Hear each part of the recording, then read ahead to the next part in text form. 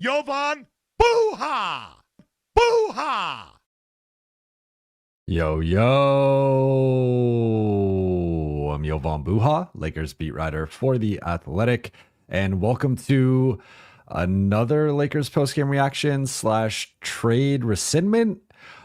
This is the first. This is the first trade rescindment I've covered in my career, but we're here now. So the Mark Williams Dalton Knecht trade has been rescinded. I mean, this is just, I would say not surprising with the way the last couple of days have gone in terms of like the Lakers even announcing the trade, not, longer than or that taking longer than normal in terms of when it was announced. And then just Williams not being cleared to play today. Of note, Williams had a placard and a locker in the locker room. So, that was something interesting that I observed tonight. Sorry, I am potentially waiting on a call, but I figured might as well go live. And then if I have to get off, I will hop back on after. But I mean, so I was going to come on and talk about the Lakers beat the Pacers tonight, 124-117. They won their 11th game over their past 13. They improved to 31-19 at the 50 game mark. They're now the 4 seed in the West. Austin Reaves had a career high 45 points without LeBron, without Luka. There was a lot to be encouraged by off of tonight's game. Like, this was a game on paper that the Lakers could have lost and would have been justified losing. No LeBron, no Luka, no Mark Williams. And they're playing basically a full strength Pacers team. They didn't have Miles Turner, but they had their 2 best players in Tyrese Haliburton, Pascal Siakam. As JJ Redick said after the game, 1 current All-Star, 1 former All-Star. And despite that, Austin Reaves was by far the best player on the floor tonight and really just continues to show how good and even great he's been at times this season for the Lakers, and how important and indispensable he's been. So that was the backdrop to everything over the last few hours, right? And then we were given a heads up that some news was going to be coming, but weren't sure what it was going to be. I thought maybe finally they were going to announce like, hey, the trade, like all physicals have been passed. Williams is coming through. He's got to play Monday or something like that. And then we get the news that because of the Hornets side of the deal, the trade has fallen through and been rescinded. And then talking to people, get the intel that he failed his physical, and ultimately that's why this trade did not go through. So a lot to get into on tonight's show, but before we do, you guys know the drill. For those watching on YouTube, please be sure to hit that subscribe button, turn on channel notifications, and like and comment on this video. For those listening on Apple Podcasts, Spotify, or your podcast platform of choice, please be sure to follow, download, and leave a 5-star review. So I'm going to touch on some thoughts with the whole Williams situation. I'm going to quickly touch on the game, and then I'm going to get into Q&A with all of you. First, I want to say shout out to the late night gang. Shout out to everybody in here. I see the Art of War, C-Sense, Mo Love, Mark, Jonathan with the super chat. I'm seeing some super chats. I appreciate you all. Rolla, Mamadou, Prolific, Norma, Pieter, BC, Jay, Rob Hader, Dark Galaxy. All right. Shout out to Avant Traders, Temperature. Shout out to everybody that is on right now. I appreciate you. Okay. So let's get into this rescinded trade. So trade gets rescinded because Mark Williams fails the physical. And I think in the short and long term for the Lakers, this is a good thing in the sense that, like, obviously you don't want to trade for a player that does not pass a physical. And, the flip side could be, well, I think there were some troublesome sides that led to this, right? So Rob Pelinka saying that Charlotte reached out to the Lakers about Mark Williams' availability, and that Rob said he was a guy that the Lakers didn't think was available.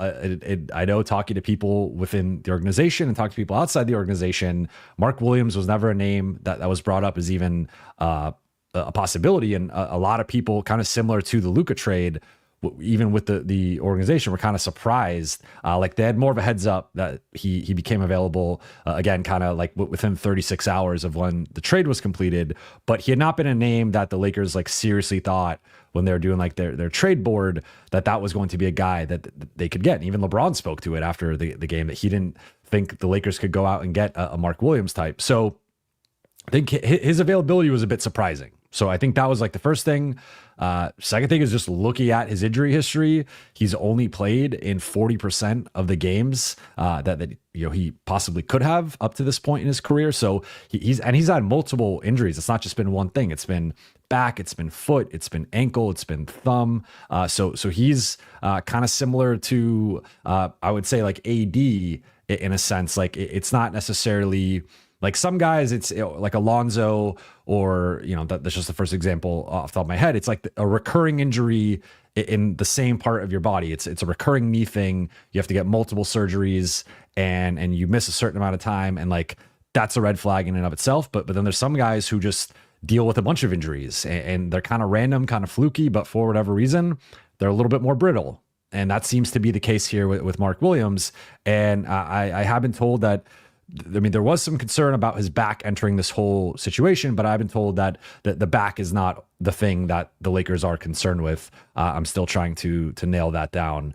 But so clearly, like, you have Charlotte offering him up, then you have the Lakers. Just the whole situation with his injury history. But then you also have, like Rob had said in our press conference with him before the last game, that they had vetted Williams' injury history and that he hadn't had surgery on any of these body parts or injuries, that they felt like they were each kind of their own thing, and that they had their team doctor and a UCLA doctor cross vet him, and that he passed that. So he said he did have to pass the physical, and that was the final piece to Williams being cleared and being a Laker. But that was something that they assumed it was going to happen. And tonight it was kind of weird, right? Like, so, theoretically, like he was healthy with Charlotte. It had been a couple days since the trade. Like sometimes guys, they'll give a guy the first game off or whatever, and then maybe he makes the debut Monday with Luka. But like, there had been no talk really about him before or after the game. And it was also a weird game because today was a doubleheader at Crypto.com Arena. So we actually did, typically there's the press conference room right next to the Lakers locker room. But today we did it in the media room, like where we eat food, because of the changeover from the Lakers court to the ice rink for the Kings. So because of that, we were briefly in the locker room. That's where I saw the Williams had a locker. He had a placard with his name on it. But then also, just kind of go back and forth. It was just like a weird rush post game, and just the vibe was off. Like, I just started kind of talking like, is it this weird that we haven't heard anything about Mark Williams and like his availability, and like I had like a weird gut, like, I don't know, just something wasn't passing the smell test. And then we get this update eventually, like a couple hours after the game, and we're here now. So as far as what this means for the Lakers, Cam Reddish and Dalton Knecht are back on the roster. LA is back to 15 players. They no longer need a shooting guard because they have Dalton and Cam, and they just added Jordan Goodwin, who I will touch on, looked pretty good in his Laker debut. But back to 15 roster spots, which means they have to waive someone now to create an open roster spot to sign either a buyout player or a free agent, or convert one of their two-way guys to a roster spot. And clearly now the need becomes a center. And already before the AD trade, they needed another center. They needed at least a player to compete with Jackson for backup minutes and play next to AD. Now they really need a center, because looking at the roster, it's Jackson Hayes, who, in my opinion, has played well recently, but if we're being honest, like, is more of a backup center slash fringe rotation player on a good team. Like if you look at, the top 5 teams in the league, how many of them would Jackson Hayes actually play for? And how many of them would he be in the top 8, let alone starting and playing 25 minutes a night? Like it's just, he's more of a backup and he's more of he's more of a 9th man in a serious rotation. So that's a concern that he's now your starting center moving forward. You have Christian Wood, who no update, like basically doesn't exist. You have Maxi Kleber out for 8 weeks on the early side, can return in early April. And that's like the optimistic short end of the projection. Then you also have Markieff Morris, who got his first stint today as a Laker, but did not look like a rotation player. So like you got 2 guys who are out potentially for the rest of the season. Then you got another guy who was salary filler in the trade and should not be playing serious rotation minutes. So the Lakers are in a pit, like regardless of how you feel about Jackson, the Lakers need another center. And I like ideally that player is better than Jackson. I don't think they're going to find a center better than Jackson. So I think Jackson's going to be the starting center for the rest of the way.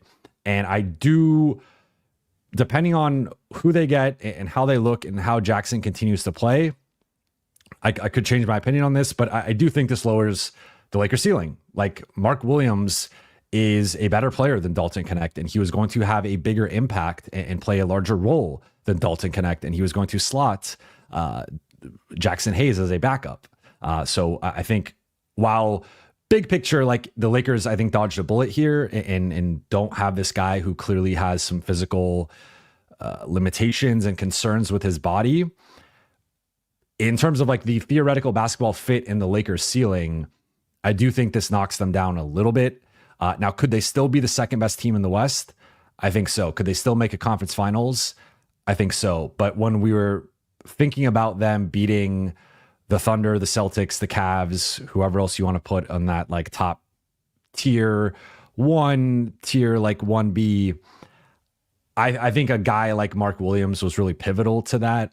And it really, I said a big part of the reason why I like the trade was just because I think you needed a better center than Jackson Hayes. Like that was a big part of this. And I think that there was a notable gap between those two. Mark Williams has been averaging 20 and 12 for his past 11 games.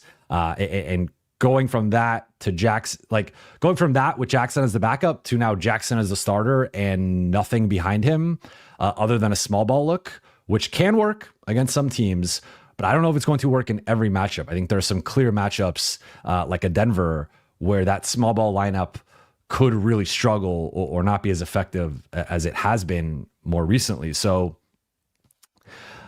I'm still processing this. So I want to leave the door open to change my mind. But as of right now, I do think the Lakers have taken a hit in terms of their like, I just had Kranjus on. We were talking about, can this team make the conference finals? I was saying, I think they could beat OKC. I think they could make the finals. I think, maybe it's tough. It's tough for them to beat OKC and Boston on the road in back-to-back series and have like superhuman Luka LeBron performances. But I think they at least have like a shot to do that. I'm lowering my expectations a little bit just because I think it's the downgrade from Mark Williams and Jackson Hayes to Jackson Hayes and nothing is significant. And again, even if they add a buyout guy or a free agent, those guys historically do not make a big difference. That's just like, just look through NBA history, look at championship and finals rosters and see how many times they added a buyout guy who was like closing games in the top 7, playing 20 plus minutes a night. Like that's rare. That's hard to find. It almost never happens. So again, you're getting my raw thoughts. I've been trying to talk to people, get as much intel as I can. This happened basically an hour ago. So I had to do some writing for The Athletic and still fleshing out my thoughts right now. But for now, I do think the Lakers take a hit. We'll see what backup center they can manage to get, what that looks like. But that's where I'm currently at. And another part of this is going to be like, this is going to be awkward for, I think less for Cam Reddish because he was already in the doghouse and out of the rotation. But Dalton Knecht, this was a guy that the Lakers were super pumped to draft him. We saw the War Room video. We saw JJ calling him. We saw the story, JJ drawing up plays for Dalton Knecht. And he calls him a top 1% shooter. And the guys are high on him. And then he has that moment in November for week and a half where he's just on fire. And since then, he's been progressively struggling as a shooter and not been the same player. And I thought he was playing better before the trade. But ultimately, I think on some level, LA was betting against like what he was eventually going to become. And because I think if you really think he's going to become like what you initially thought he was going to become, I don't know that you trade all of that for Mark Williams. I think you draw the line somewhere, and so it's gonna be awkward to bring back Dalton. And I'll just kind of be like, well, everything's okay. Like he's a professional. It'll be fine. The team will welcome him with open arms, and I'm sure they'll have to kind of like talk it out a little bit, but it's still just kind of a weird situation. And there's a reason why these trades are rarely rescinded. And now we're going to see kind of like what the fallout is with that. But, I would assume Dalton now goes back to being like the 10th man, depending on the night. And we'll see if maybe he uses this as a chip on his shoulder moving forward and like starts to play more like he did earlier in the season. And then final thing on this whole situation would just be, looking at the center free agent and buyout market, I think Daniel Theis is the best option. OKC waived him after acquiring him via trade. Still, he's like a 6'8" center. Like I think Daniel Theis from a few years ago I would have really liked that player. I think now that he's into, I believe he's in his early 30s now. If not like close to mid 30s, he's 32, but he's 6'8", and I don't know. I think like he's fine as an option. He could be a bit of a lob threat. I think Luka can have some fun. Like Luka just likes lob threat big men. So in that sense, I think he could be fine. He is a bit of a mobile big. Like he's got some defensive versatility. I've always liked Theis's game. I just think 28-year-old Theis was a noticeably better player than 32-year-old Daniel Theis. Like I think right now there's a reason he's kind of like a fringe NBA player. Then it's like Mo Bamba, who like the Clippers picked Drew Eubanks over Mo Bamba to show you where Mo Bamba is currently at. Like I just don't. Lakers already had Mo Bamba. It was relatively disappointing. I don't think he's like a rotation backup in a serious situation. And then also, there's been some speculation as to like, could Kelly Olynyk, get bought out in New Orleans, and then maybe he becomes the option and gives the Lakers at least like a stretch five, decent rebounder, not like a good rebounder, and not a good defender. I think in a team scheme, he could be fine, has some mobility, but not a rim protector, not really like a physical guy that's going to bang with guys in the post. So, that's always been my concern. I know a lot of people like Kelly Olynyk, but I just think he's a clear minus defender that in my opinion, the most valuable thing a big man can do is be a good defender, unless you're like an all-world scorer. And that's why I think Jackson Hayes falls into like a weird thing, because he's obviously been really good offensively. He's been rebounding the ball better. He's even been blocking some shots, but he's not even a neutral defender, in my opinion. And then, looking at this market, it's just pretty underwhelming. So there's still going to be some guys that shake loose in terms of teams waiving guys.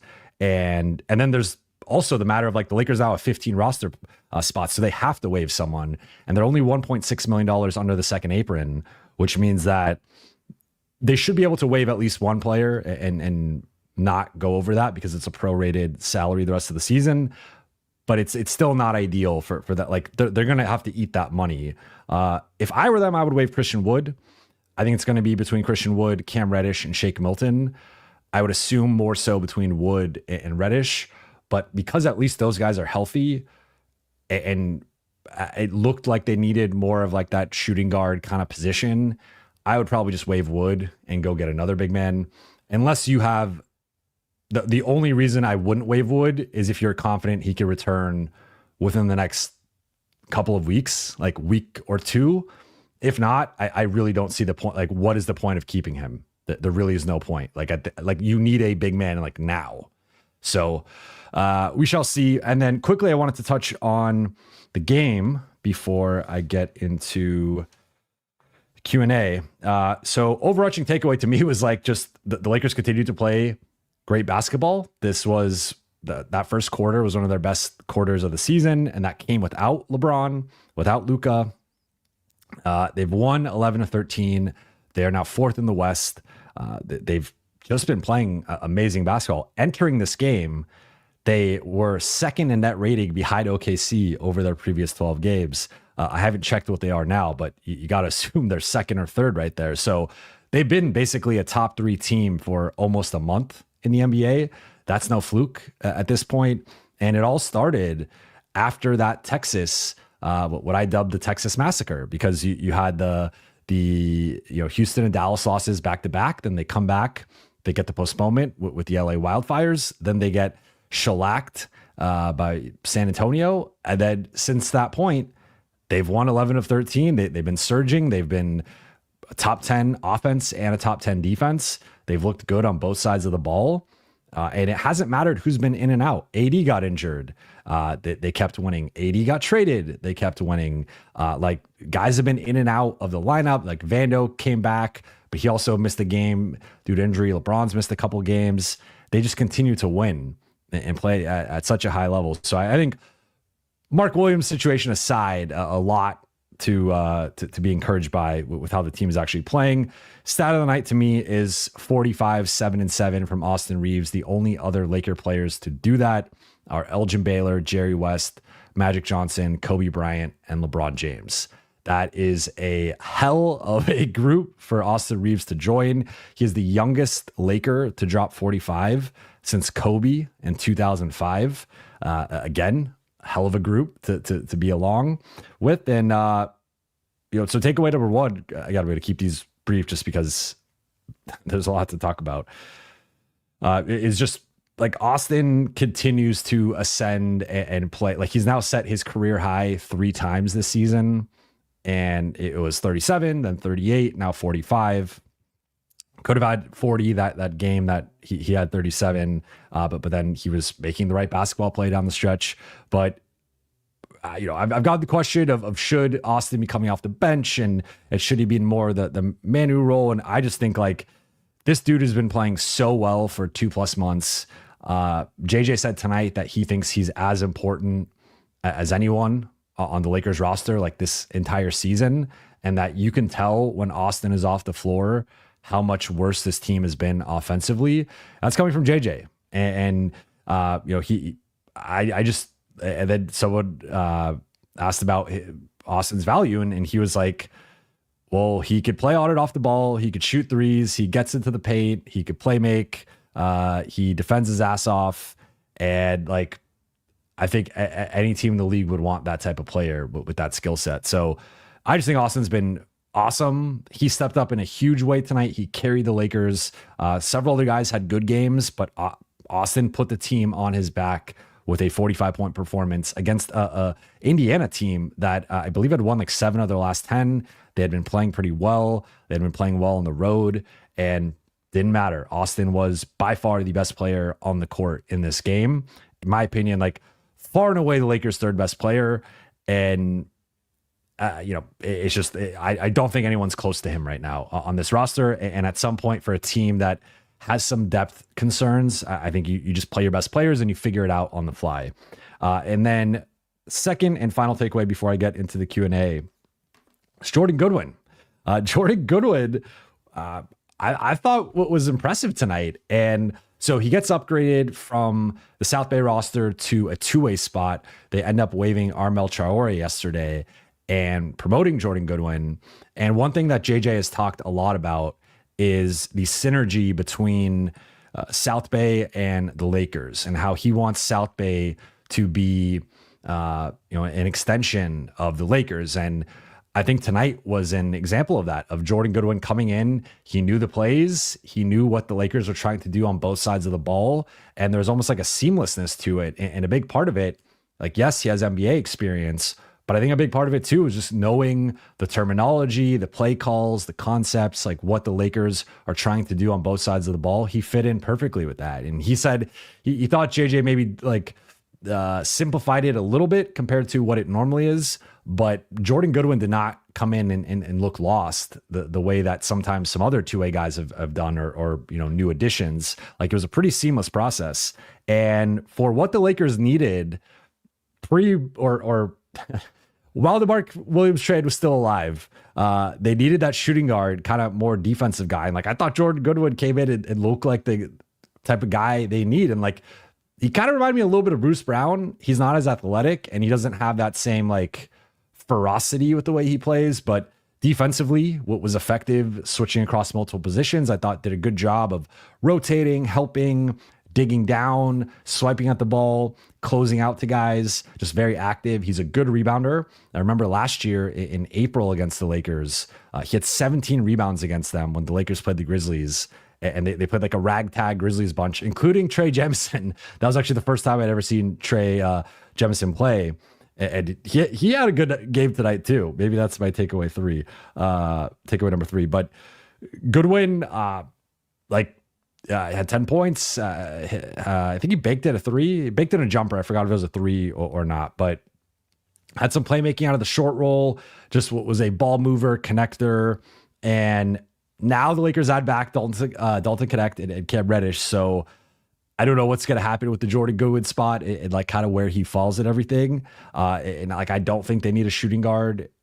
Like they clearly need a center again. Like that's priority number 1. So I think they'd really have to waive 2 guys to justify adding a shooting guard. Like, and even then you could maybe even argue you should waive 2 guys and just add 2 centers. Like I think you could argue waive Cam and Christian and just bring in 2 centers and like hope one of those guys is like decent and pops a little bit. But Jordan Goodwin came in and I thought JJ said it helped them win the game. I thought he was big. Like he closed the game. It was really interesting. Gabe's on a minutes restriction because of his knee. He can only play 25 minutes. So that's why Gabe didn't close the game. But Jordan Goodwin came in and I thought what was awesome. So those are my 2 quick takeaways from the game. Let's get into the Q&A here.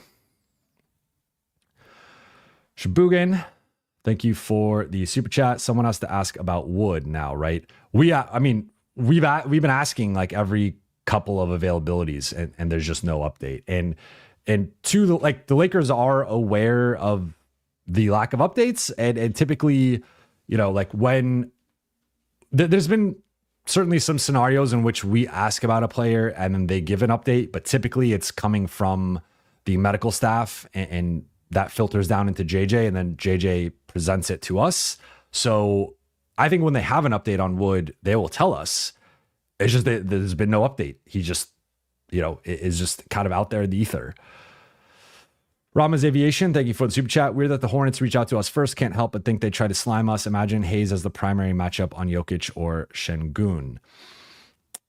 Yeah, I mean, I think it depends kind of once we get a little bit more clarity as to like what the issues were, that can kind of clarify as to like, because I think the one thing with Charlotte trying to slime the Lakers here, as you're saying, is that they technically, like, he was going to have to pass the physical, right? So we've seen, like, I remember the Tyson Chandler trade with OKC got rescinded because of a physical. I think there was another one within the last few years. But, like, off the top of my head, I can think of, like, 3, maybe 4 trades that have been rescinded due to the physical and there being a red flag there. So I think for the Hornets, like, maybe there was some concerns like longer term as to like, okay, this guy's just never healthy. He's played in 40% of his games. Like, let's just trade him and see if we could get off of him because we're concerned long term. But I think if there was an actual like explicit thing that the Hornets were aware of, that they were hoping the Lakers wouldn't notice, like that to me is kind of nonsensical because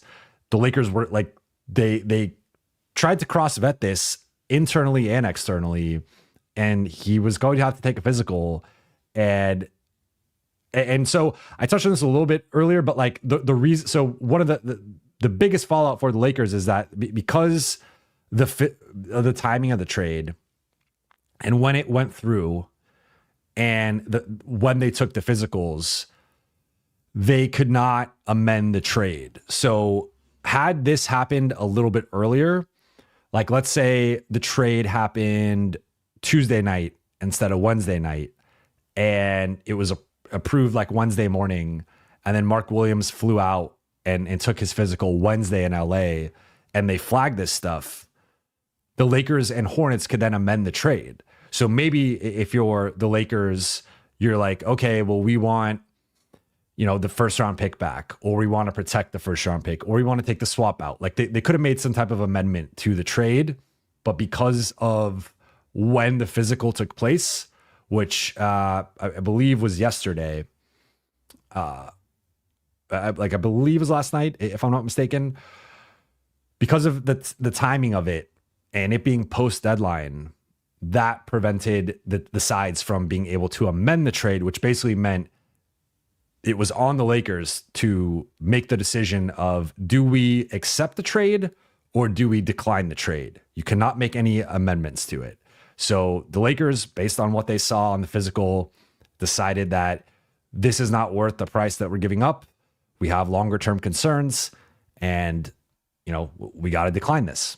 So timing wise, it would have been interesting to see, like, if this happened Monday, Tuesday, Wednesday before the deadline, the Lakers could have amended it and potentially been like, hey, we found this red flag with Mark Williams' profile, or red flags. We are willing to go through with the trade, but you got to take out the swap, or we're going to protect the pick, whatever they would have decided to do. And then it would have been on Charlotte to decide if they would have accepted those amendments. And then maybe the trade still goes through, but then the Lakers get to keep some additional assets, either, again, protecting the pick or the protection or whatever. I mean, the swap. So I don't think they try to do that. To your point, though, now it's like the Lakers got to get by with either Jackson Hayes guarding Jokic or Şengün, which, remember, Darvin Ham did not want to put Jackson Hayes at all near Jokic in that series. It was basically only playing Jackson when Jokic was off the floor. And even then, he barely played Jackson. But the two-way guys are not eligible to play in the playoffs. So Christian Koloko, Trey Jemison, they can only play if they get converted to a full roster spot. And then the other thing is, you're not really getting that defense from Christian Wood or Maxi Kleber specifically against a Jokic or a Şengün. So it might just have to be a by committee DFS, Vando, LeBron. We're going to be small and switchable and versatile. And I'm not saying it can't work at all, but I don't think it's a great option against Jokic. So I think the teams that have tended to succeed against the Nuggets over the last few years, when they've been healthy, have been the teams with size. And Minnesota had they went with 2 7-footers basically at all times against Jokic, with Gobert, Towns, and Naz Reid. And then they even had a 6'9" all defense caliber wing with Jaden McDaniels there. So teams that have given the Nuggets problems over the last couple of years have been bigger teams.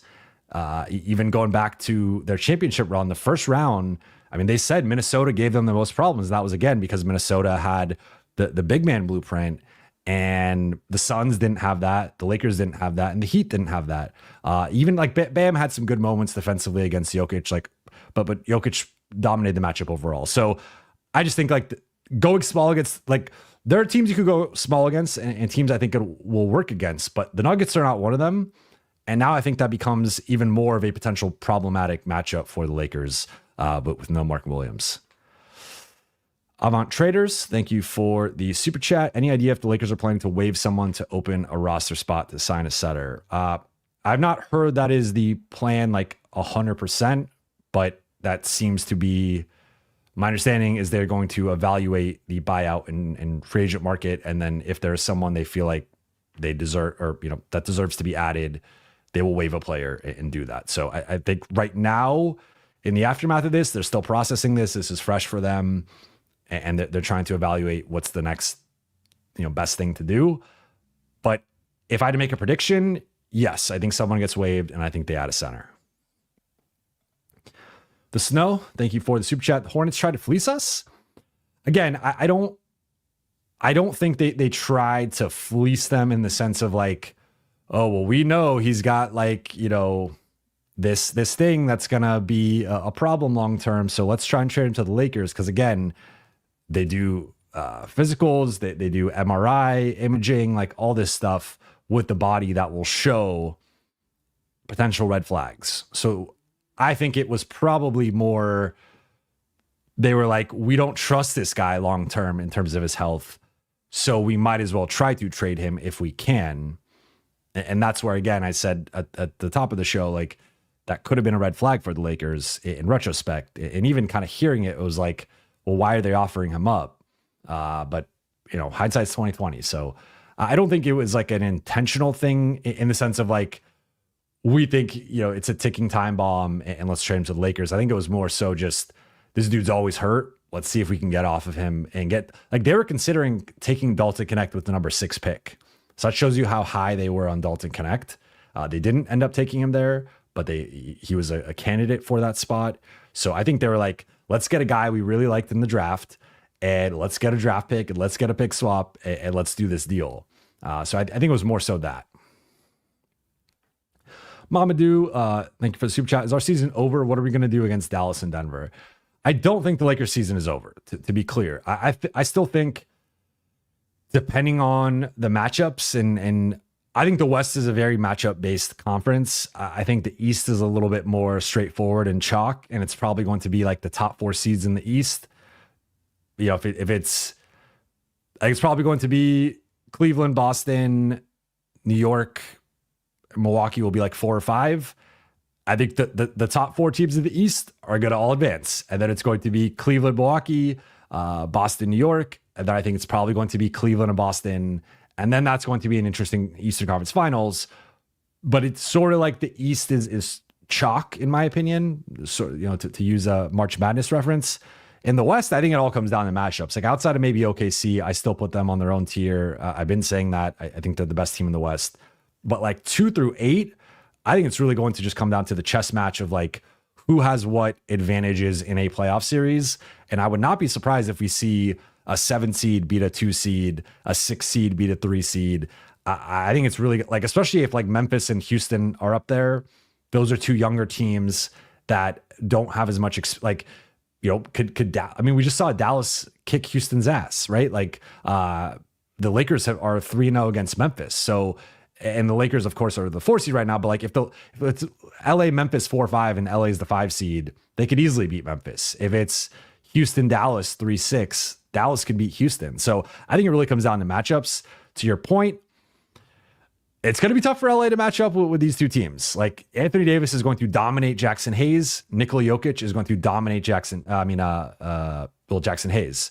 And with I think with AD, I think he's gotten better at it throughout, especially the last couple of years, but we have seen teams double AD and bother him a bit. And depending on where the double's coming from, how aggressive it is, how the team is spaced, we've seen teams be effective in taking AD out a bit and causing some, turnovers and just kind of disrupting his flow and rhythm.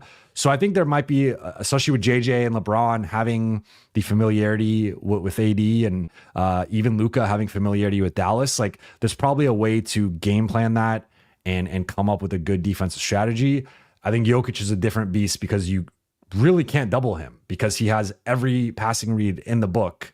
And Denver's so used to him being doubled on the block, on the elbow, above the arc. Like Jokic has seen, similar to LeBron, similar to Luka, he has seen everything and he has an answer for everything. So that one is probably one you have to like try and guard one-on-one and live with it.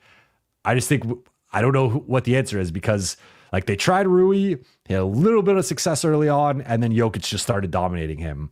LeBron has had, honestly, arguably the most success against Jokic, but that's just a lot to ask of him to like, and maybe with Luka there, he could take a step back offensively, focus more on defense in this matchup, but I don't think you want LeBron on Jokic full time. Then it's like Jackson Hayes just can't, like Jackson Hayes is not a post defender. Like we've seen worse big men than Jokic score and draw fouls against Jackson in the post or driving on him. I mean, that's just going to be a rough matchup. And then DFS isn't strong enough. Again, I mentioned Rui. Vando's like interesting, but I don't think Vando's strong enough either. And you also probably want Vando on Jamal Murray or Michael Porter Jr.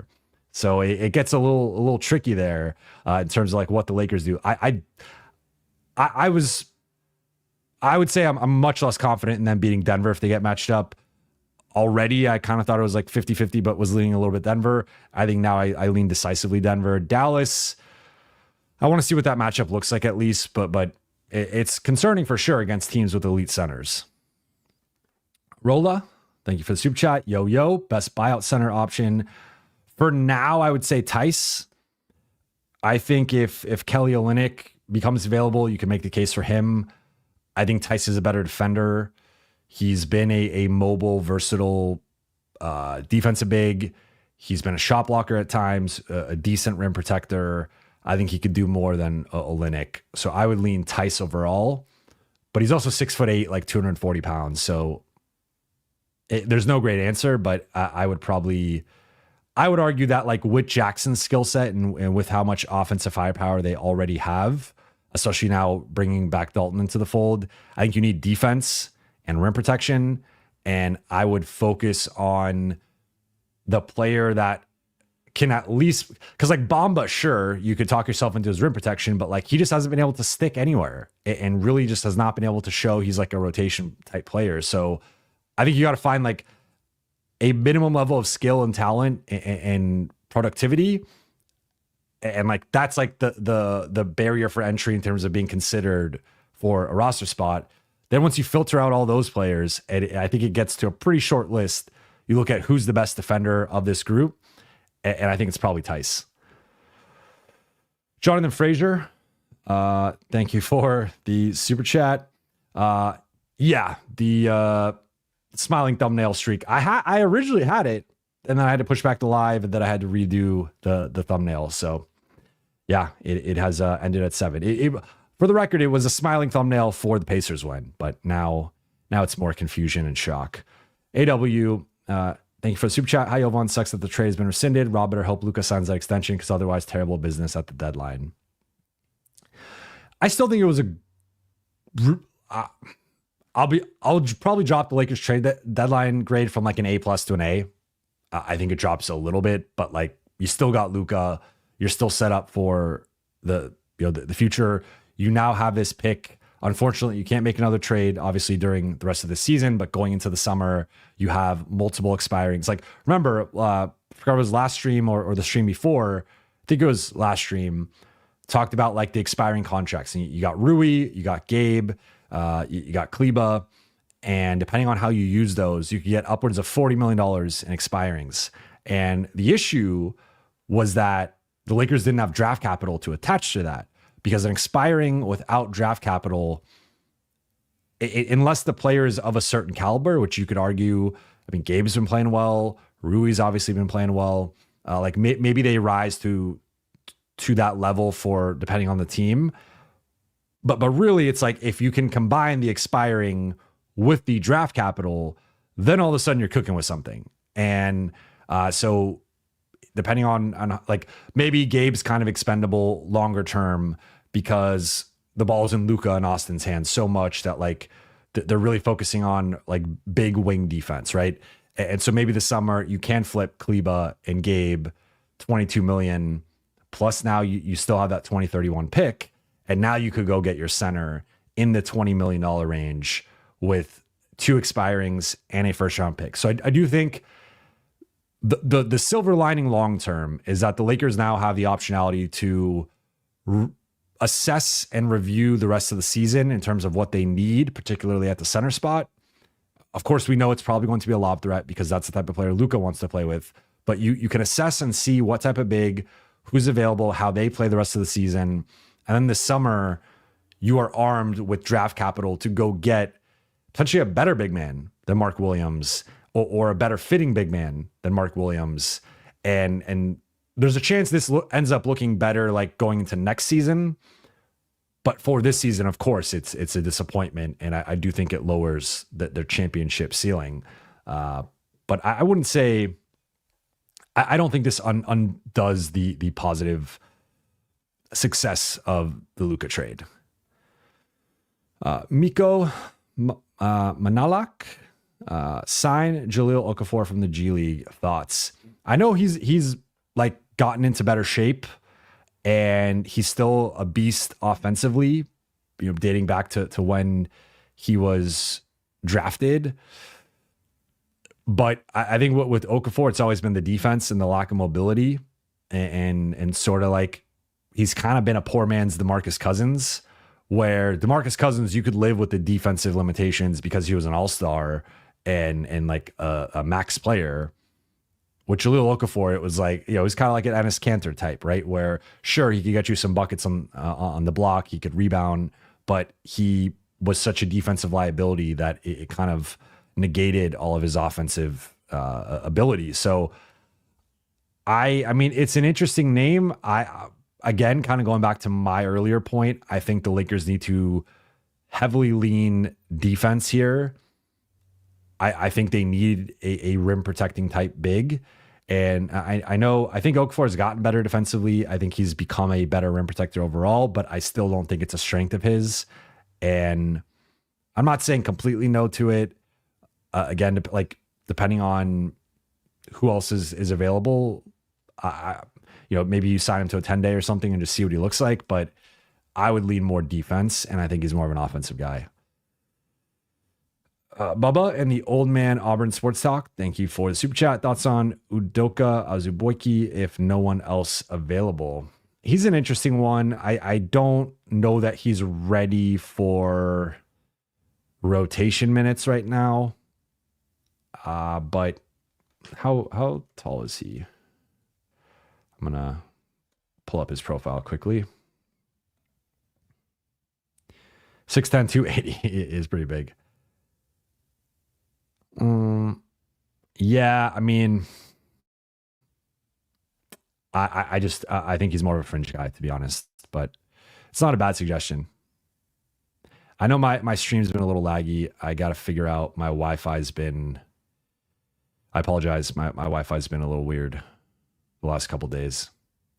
I've tried to reset it, and the custodian, Lexus King, on the bright side, maxi expiring money and a future draft pick for the offseason. Exactly. That's what I just touched on.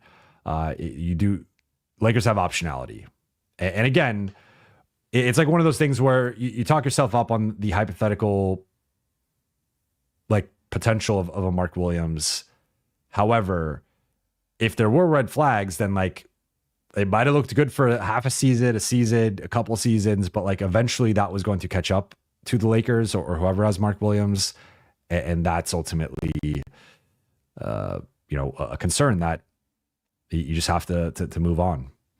Stephanopoulos, Jovan, thank you for the super chat. Jovan, this news pissed me off so much. Seems like Charlotte tried to pull a fast one. Any potential buyout centers you see that could actually help? I keep coming back to Tice. I haven't even looked at. I'm gonna see what. So Tice is 32. He's going to be 33 in April, so in 2 months. Now he's averaging 4 points, 4 rebounds, 47% shooting. So looking at his numbers quickly, he actually showed an ability to shoot threes earlier in his career and block shots. He's had a couple seasons averaging a block per game. But looking at it, yeah, I mean, across the board, PER, win shares for 48, box plus minus, VORP, they've all basically career lows. Usage has declined. True shooting has declined. I'm kind of talking myself out of Daniel Tice. I thought he was fine for the Clippers last year. And looking at it, it was his best season since like 2020, 21. So he had like a bounce back year last year with the Clippers. This year he's been in New Orleans, which has been a wasteland. Like maybe you could unlock a better version of him in a more serious situation. Like I do feel like he's one of those guys who plays better on better team. Like I think DFS has been better than he was in Brooklyn with the Lakers, not even necessarily from a counting stats perspective, but like from an effectiveness perspective, because I think some guys just play better in winning situations. I think Tice might be one, but to be honest, I think it's like, we're talking about a low bar. Like I'll say this. I don't think there's currently a center available who's better than Jackson Hayes. So I think the Lakers, regardless of who they add, it's like Jackson Hayes is still probably the best option, and he still probably has to play 24 minutes a night. But I just think you have a lower ceiling with Jackson Hayes as your starting center. Norman Maldonado. I don't get trades. Are Lakers stuck with this roster? They could still waive someone and sign someone. They might be able to even waive a couple guys and sign a couple guys, but no more trades and no more, honestly, impact guys. Rolla Pacastola. I like that one. Cue ludicrous move. Let that sink in. I get what you're saying. I'm not gonna fill in the blank there, but I get what you're saying. Mo Love. Does Goodwin leap? Thank you for the super chat. Does Goodwin leapfrog Vincent? Shake is out. I don't think he leapfrogs Vincent. I thought Vincent had, like, again, I didn't end up talking about the game that much because of all the stuff going on, but I'm going to pull up the box score here quickly. And Vincent had 7 assists tonight, 12.7 assists, 5 of 13 shooting. I thought he showed a level of playmaking that we've really just not seen from him. I can see it's lagging. I apologize. I got to fix my internet. No, but he could leapfrog Shake and Cam. I wouldn't be surprised.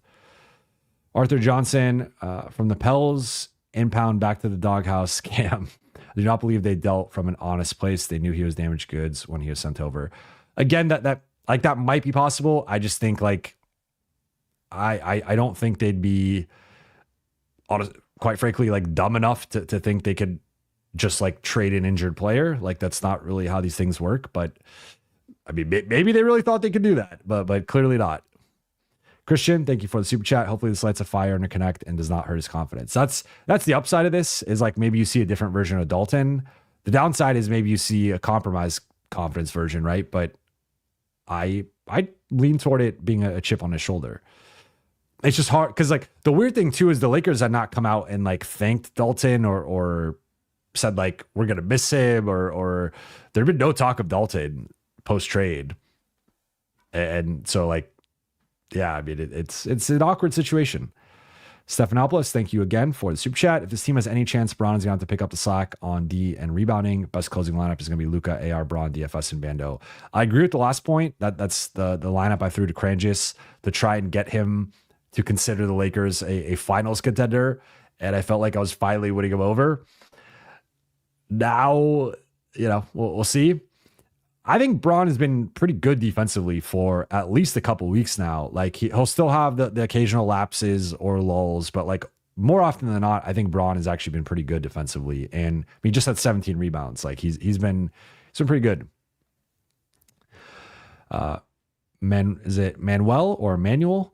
Do you think the Hornets negotiated in bad faith? I do not.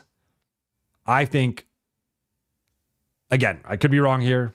I'm open to it. I just think, like, if like, teams have such advanced medical staffs that I just don't see the Hornets being like, oh, well, we think this guy has this secret condition that, like, the Lakers aren't going to notice. Like, I just, that's, like, nonsense. Like, that just, I don't think that's what happened here. I think what more likely happened was, like, Mark Williams barely played his first 2 seasons, or played half the year's first season, played a quarter of the year's second season, and then has missed half of this season. And I think at some point the Hornets were kind of like, we don't believe this guy can stay healthy. He's had too many different injuries. We should try and trade him. Then you have Rob Pelinka do the press conference and say that the Lakers need a center. And I think that Charlotte was getting desperate enough and kind of viewed it as an opportunity to, hey, maybe we could dump Mark Williams and get out of this before he suffers a more serious injury or re-injures one of these injuries he's already dealt with. And, like, we just don't trust this guy could stay healthy. Let's get out of it. I think that's more of where Charlotte was coming from, but, I could be wrong. We'll see what intel continues to come out on this. Glenn Kamita, thank you for the super chat. Great show, Jovan. I know it's late, but could have Ben Simmons been a help? So Ben Simmons was, Lakers could not sign Ben Simmons because of them being a first apron team. So I believe there was 8 teams he could not sign with. The Lakers were one of those 8 teams. So he was never an option for the Lakers. They cannot sign anyone making above the non-taxpayer MLE, which is $12.8 million. So anyone who is bought out that was making over 12.8 million on their previous contract is ineligible to be signed by the Lakers or any other team in the first apron or the second apron.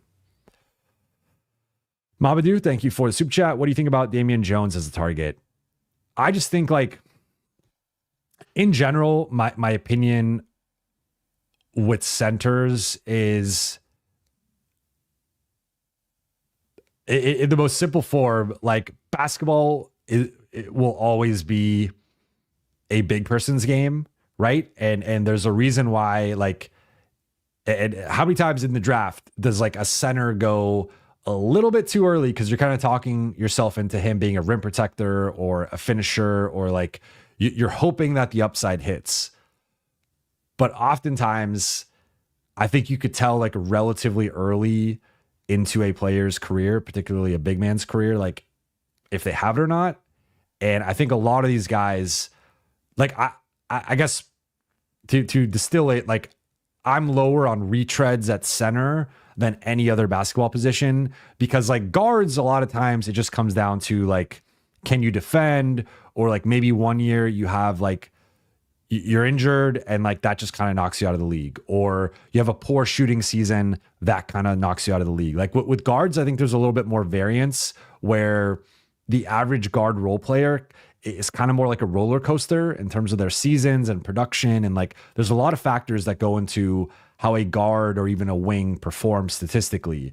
Big men, it's pretty simple. Like, you can either do the things or you can't. You could either finish in traffic and grab offensive rebounds and screen and roll, or you can't. And I think once you hit, like, your mid-20s, sure, you can, like, I'm sure people can point to certain exceptions, but more often than not, by like 24, 25, you're not a finished product by any means, but, like, you kind of have a read on, like, is this dude a player or is this dude not a player? And that's why, like, typically the guys that flate, like a James Wiseman, for example, they keep getting chances, but it's just like, that's not like, at this point, he just kind of is who he is. And I think big men in a lot of ways have much simpler to-do lists. It's like protect the rim, rebound, screen, roll, finish. And if you can't do those 5 things, you're probably going to be out of the league. And a lot of the retread options here can do, like, maybe one of the 5 things, like maybe 2 of the 5 things, but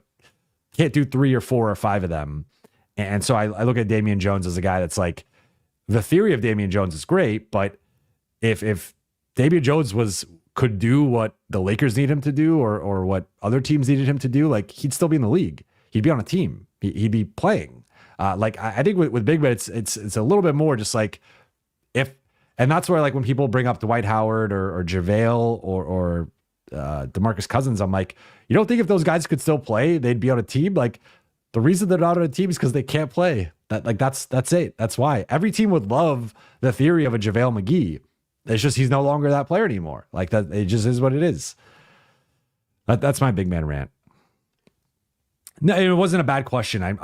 I'm more so sharing my basketball philosophy with you of, like, I think people hold on to, like, what big men used to be, and it's a little bit more of like a what have you done for me lately type thing. And if you can't do it, you're just kind of done. Whereas with guards and wings, I think there's a little bit more variance and a little bit more, like, I think there's a lot of guards that you could pluck off the G League and just, like, throw them in and they would kind of figure it out and be okay. It's much harder to do that with big men, in my opinion. Anthony Arredondo, thank you for the super chat. What are the cap implications first to second apron when you release a player and pick up a buyout? So essentially what would happen is the Lakers would waive that player. It would be dead money. It would count against the cap. And so they would just be signing someone on top like that. So let's say they waive Christian Wood. Christian Wood, they pay him out the remainder of his salary, and then they sign someone. They add that person onto the cap as well, but they're 1.6 million under that second apron. So as long as the prorated amount, which right now it would be under 1.6 million, especially depending on who they sign, because depending on your years of service as a vet minimum guy, you get different amounts of money, and it's small amounts, but when the Lakers are 1.6 million under the second apron, like, every dollar is going to count. So they can waive a Christian Wood, a Cam Reddish.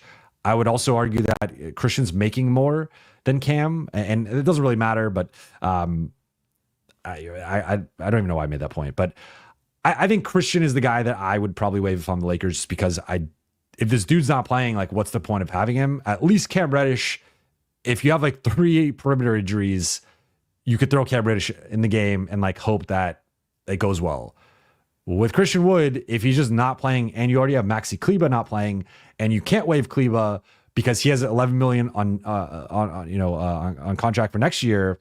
Because if you waive Kleba, all right, now you have 11 million this year dead, but then you also have 11 million next year dead. So it would not be like cleared from their cap. So basically, the Lakers can waive someone and sign someone else, and because of the prorated amount, it will likely be under that 1.6. I think it almost certainly would be, but it's not ideal, and they are going to be cutting it close. But I think they will be fine and won't exceed the second apron. JD Garcia, do we have a chance against Boston though? You mean in the finals? I mean, I still think Boston's the best team at full strength. I think that 5-man lineup is the best in the league. I think you arguably have like 5 elite defenders and 5 guys who can all shoot threes and play make a bit. And like 4 of them are all good ball handlers, shot creators. So I think that's still the best team. But you could argue adding Dalton in, like, it does bolster the perimeter. Like, the Lakers got better on the perimeter, technically, bringing back Cam and Dalton. So I guess kind of, but I think Mark Williams would have been important, again, if only just because he's better than Jackson. Stephanopoulos, thank you for the super chat. If we don't add a big, keep Jemison, need a bruiser. The one issue here is, again, 2-way guys can't play in the playoffs. So I could convert him. I mean, I don't get what's going on with Christian Koloko. I don't know why he's not playing. I thought he'd been playing well. Then he has kind of been pushed to the side. And any game he's active still counts towards his total. So like, he was active tonight but didn't play. So I don't know. Just Jack's music. Austin is so good. Love him. Yeah, Austin was great tonight. This was, I would say, his best game. I mean, obviously career high. So like, you can say best game as a Laker or best offensive performance as a Laker. It was in that conversation, and he really carried the show. JB, put Wood in the same physical. If he fails, dump him. It's not a bad idea. I don't think that's how it works, but it's not a bad idea. Damodar FC, thoughts on Larry Nance Jr. as a buyout candidate? If he's bought out, I would lean Larry Nance actually above Tice. Like, he also is not much of a rim protector. He's like 6'8", but he's versatile defensively. His teams have tended to play better with him on the floor. At the same time, he's often been traded or like not re-signed, which is kind of interesting. Like, it's always a little bit of a red flag for me when a role player who, like, on paper does everything you'd want, and like the lineup data is always positive, and it's sort of like, what are we missing with Larry Nance that like teams have just not really kept him around? But yeah, I mean, I think from a talent skill overall perspective, he's better than Bamba. Him versus Olynyk. Olynyk's better offensively. Nance is better defensively. As I said, for me, defense is the tiebreaker. So I think it kind of comes down to him versus Tice. And he's definitely more of a switchable, versatile defender. I think Tice is probably the better rim protector. It's close, but I think either one is better than basically anything else out there. Afra Nariman, Wiseman could see Vando / DFS energy rub off on him. Well, I kind of just disparaged Wiseman a little bit ago, using him as an example of a guy who can't do it. I don't even know. Is he healthy? Let's see. That's another thing, because I thought he was injured. I'm pretty sure. Well, he tore his Achilles last year. Yeah, Wiseman's out for the year. He might be back by the beginning of next season. So yeah, Wiseman's out. Shocks Music, thank you for the super chat. Will centers now request to be bought out to potentially go and be a starting center for the Lakers at a chance for a championship run? So this is actually, I'm glad you asked me this question, because this is like I mentioned the silver lining of the summer and the Lakers' optionality to go get a center. The other thing here is like, if I'm a player on the fringe of being bought out, if I have the option to be bought out, or I am bought out, I want to go to the Lakers. I want to be the starting center or the backup center for the Lakers. And there's going to be a big spotlight on it because it's the Lakers, but also because it's LeBron and it's Luka and they're good and they're playing well. And I think they're going to have a chance to make some noise in the playoffs and have a playoff, a deep postseason run. So I think like the Lakers are in a good position to get the top buyout guy or maybe even the top couple buyout guys at the center spot, whoever they are. Just for now, with what's available and what's rumored to be available, it's just very underwhelming. So that's like the I guess downside of it. But the upside is if like someone shakes loose that like if Andre Drummond, I guess, could be maybe the best option. Like I think he's not very good defensively, but he's a big body. He's played with LeBron before. He's played obviously for the Lakers before. But my point is just like, I don't think any of these guys are like better than Jackson Hayes. And I think like outside of like Mark Williams' trajectory and his production and like Luka wanting him and the long-term fit in the immediate term or like the present, like I felt like the Lakers needed a better center than Jackson Hayes. And that was one of the biggest benefits of getting a Mark Williams. Now I think you're at best getting a center as good as Jackson Hayes, but almost certainly getting a worse center. And that to me is where I think the ceiling lowers a bit, to be honest.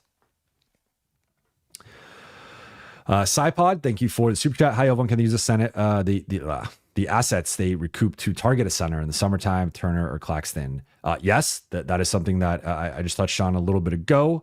Certainly can go after a center this summer. They will go after. The original plan that Rob proposed was like, we're probably not going to get a good center. Sorry, guys, my brain is still like. I got a lot of sleep last night, but I needed another good night of sleep here. So I'm trying to put the words together. But yes, they can use the assets that they got back to target a center in the summer. I think they will do that.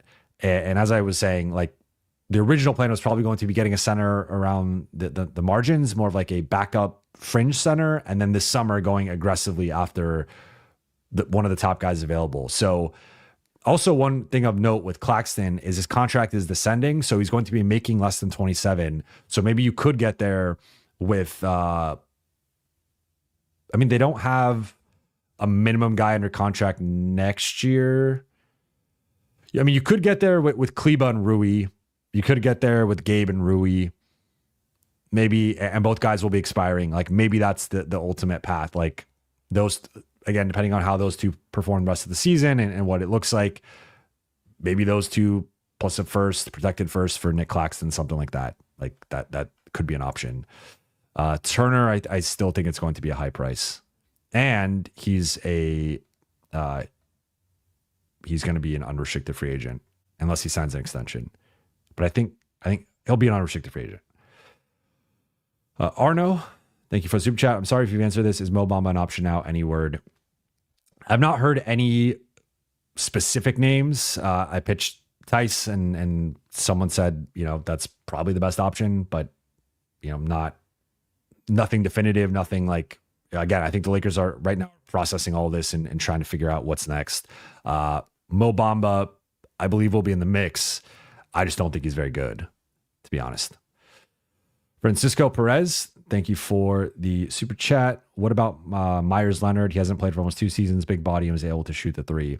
Again, I'm going to go back to my center point. I think if you are a center if you are a 7-footer that can play, every NBA team wants you. If you cannot play, you get put to the side. And I think that's kind of where I'm at. So I could be wrong. There could be a center that comes out of the woodwork that has been out of the league for a couple of years and looks fine, but I'm personally skeptical until I see that, because more often than not, it's like the guy's washed. You try and play him, and he's still washed. Justin, thank you for super chat. Lakers have a realistic shot at Claxton in the summer. I do believe he will be in the mix for them, depending on ultimately the price. If they want 2 firsts, no, but anything less than 2 firsts, they could get in that mix. Jeff Kalla, thank you for the super chat. Can we waive 2 players and have enough for 2 buyouts, 3 guards, and a center? Well, I'm not quite sure what you mean by 3 guards and a center. I believe Pincus tweeted, I'm not quite sure on the 2 players. I think Pincus tweeted that they could do up to 2 depending on the salaries. So I'm going to say tentatively maybe / yes, like leaning yes. I don't know what you mean by 3 guards and a center. Like if you're saying could they add 4 guys? No, obviously. But I think what I would do if I were them is I would try to add 2 centers if I could. Just see. Jason Dar, thank you for the super chat. Thoughts on Mo Bamba, D12, and McGee. So Mo's a big body. I guess let me pull up. I just think the Clippers have really been looking for a backup center, and the fact that they gave up on Mo Bamba to me was like a pretty troubling sign. This year he's averaging 4 and 4. He's averaging a block, but like looking at, he didn't really play much with the Lakers. Last year he played in Philly, played 13 minutes a night with the Clippers. His shooting has declined both on 2-pointers and on, well, actually 2-pointers were better this year, but he basically became a stretch big this year, is shooting 30% on threes. He's never been a good rebounder outside of 1 season in Orlando. Like he can block shots, but I think it's kind of similar to Mark Williams. Like I think he's a better rim protector than Mark Williams, but not much of an offensive player, not much of a rebounder, kind of a stretch big who can't shoot. That's kind of problematic. Not much of like a verdict. Like he has 8 dunks in 28 games. Mark Williams was averaging 3 dunks a game for perspective. So Bamba's at like almost 0.25 dunks per game. Mark Williams was at 3 dunks per game. Like it's just 2 totally different physical profiles. So I'm not as high. I'm higher on Bamba than I am on the other 2. I think Dwight and JaVale are no longer MVPs or NBA players. Again, I think if you're 7 feet and you could walk and chew gum, whatever the expression is, like you have a shot to be in the NBA. But again, I think those guys are out of the league for a reason. I don't think there's just like this market of 7-footers like waiting for a shot. I think those guys would all be in the league because if you're a talented 7-footer, that's one of the most valuable role players in basketball. Daquan Braxton, thank you for the super chat, and I like the bow tie. Looking at the pieces around LeBron, Luka, and Hayes, do you think it's enough firepower and youth and energy this team can defend at a high level? Yes, I do think it is enough. So firepower, I take as an offensive term. So I will say yes, offensively, I think they have enough. Youth and energy, yes. I believe post Luka trade, LeBron and DFS are the only rotation players above 28 on this team. So they're all players like either in their prime or not even yet in their prime. And the team has been defending at a high level. I just wonder, like even looking at pulling up the schedule, like, there's the Boston game, but AD plays in the Boston game. There's the Golden State game, but AD plays in the Golden State game. Now they do beat New York and the Clippers and the Warriors and the Pacers all without AD, but they really disrupted Towns with the small ball look. They disrupted Zubats with it. Golden State doesn't really have a big man of note. Like, Draymond's a small ball 5. Indiana didn't have Turner. And even then, he's not going to be a factor in that sense. So like they did have some success with this Hayes plus small ball look against the Knicks and the Clippers. But I would also say like, I think Zubats is good. And he did just post basically a 2020 against AD, but he's not like all-star level good or like really like dominating a series to the point that like you lose it good necessarily. I mean, maybe we'll see what the Clippers do. And then Towns is an all-star starter and looking like an all-NBA guy, at least for now, but he played, in my opinion, like really soft in that game against the Lakers, and they really just like kind of punked him. So I think that's always like the concern with Towns. My point being is like, while I think both wins were obviously impressive and both performances were impressive, like I don't think it was like quite the level of big man that the Lakers are going to struggle with. I think it's more the Jokic, the Şengün, the AD. Looking at the schedule, I mean, we'll see them against Boston without AD and what that looks like. We'll see them against Milwaukee without AD and what that looks like against Giannis. Jokic again, Giannis again. Like, so I think they can probably get by against like 20 to 24 teams. I think there's probably like 6 to 8 teams that are really going to give them problems. And Denver's one, San Antonio with Wembanyama's one, Milwaukee with Giannis is one. As aforementioned, Dallas with AD now, Boston with Porzingis, and just like the way that team can attack you. Like, so, yeah, I mean, I hope that answers your question, but I think that they should be fine against most teams. I just think there are some teams. I also throw Cleveland in there. They're not playing Cleveland again, but like there are some teams near the top of the league that I think with the big men they have can give the Lakers a lot of problems.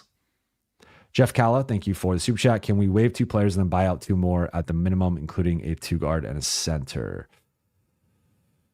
Okay, so I don't know if this is what the question was asking earlier. So okay, so that was you earlier. So you're clarifying it here. I don't think they can buy out 2 more. I mean, technically, I think they can buy them out. You got to think like they got to stay under the 1.6. And I think if you're adding 4 players, it's going to go over that. So I think they can only do it with 2. But thank you for the super chat. Adam Reyes, thank you for the super chat. Jamarian Sharp 7'5" played with Luka. I don't even know if I know who that is. Maybe okay, Sharp with there's no, okay, got you.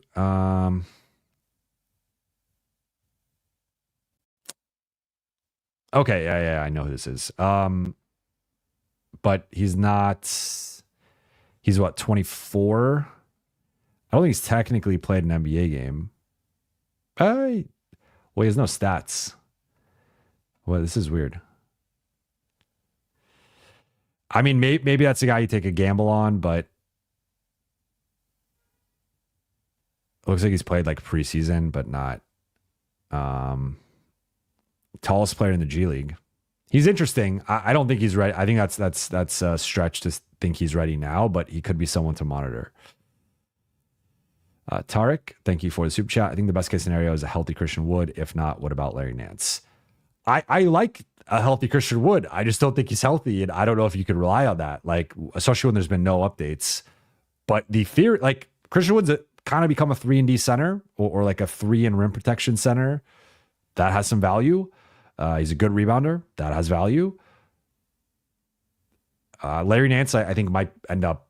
I've been saying, said earlier, Nance or Tice. I think those are probably the 2 best bigs currently there. Mo Love, Goodwin for point of attack D, not offense over Gabe. I don't know that I agree that he's a better defender than Gabe. It was one game. He does have more size. I think Gabe's been good defensively. I just think the size ultimately limits him. So if you want it as like a change of pace option, I'm not opposed to it. But again, remember there's a restriction there just in terms of being a 2-way guy, having a limit. Like now we're past the midway point, so he's not going to run into the 50-game limit. But I don't like to overreact with 2-way guys, but I thought he looked good. He's been an NBA player before, so he's not like some of these guys. It's like Jemison was more like a fringe guy. Koloko obviously dealt with some health stuff, and like Traore was a rookie. Goodwin has some experience. He's been around for a couple of years, has experience against the Lakers and has played well against them. I would still, I think Gabe's better, to be honest. Trey Roos, thank you for the super chat. Can we file for a DPE on Wood? I think I've gotten this before, or I've seen this question before. I'm not quite sure. I also think because he's a minimum player, you're not getting, like, I think if they could, it would be, I will say, actually, now that I remember, there's a, you had to file it by a certain date. I'm going to pull this up. So the disabled player exception is a rule in the NBA that allows teams to replace a player who's out for the season due to injury. It means if they're unlikely to play again before June 15th, but then I believe it's in January when you have to do January 15th was the cutoff. So the Lakers missed the cutoff for this, so they cannot do it. They had to do it by January 15th. And if we find out Christian Wood is not going to return and he's going to be out for the season, that was a mistake on their part. Bradley Pearson, I don't see a question, but I appreciate the super chat. Same thing with Brooke Bailey Hastings. Keon Park, thank you for the super chat. What is JJ going to do with DK? Not just Luka and LeBron. We now have Goodwin. DK has no spot. So let's go through the rotation. Jackson, LeBron, I think even more so now with no Mark Williams, it should be DFS over Rui. Austin and Luka. I think that's going to be the longer term, like more serious starting five. So Jackson, LeBron, DFS, Luka, Austin. Bench is Rui, Gabe, Vando. I knew I was forgetting a prominent player. So Rui, Gabe, Vando, and then Jax. I was going to say Jax as the ninth man. Oh yeah, that's with Mark Williams. Now they don't have a ninth man. Now you get to, like, again, I don't want to say Goodwin. He had a good game, but I would like to see a larger sample size before we put him into a certain spot in the rotation.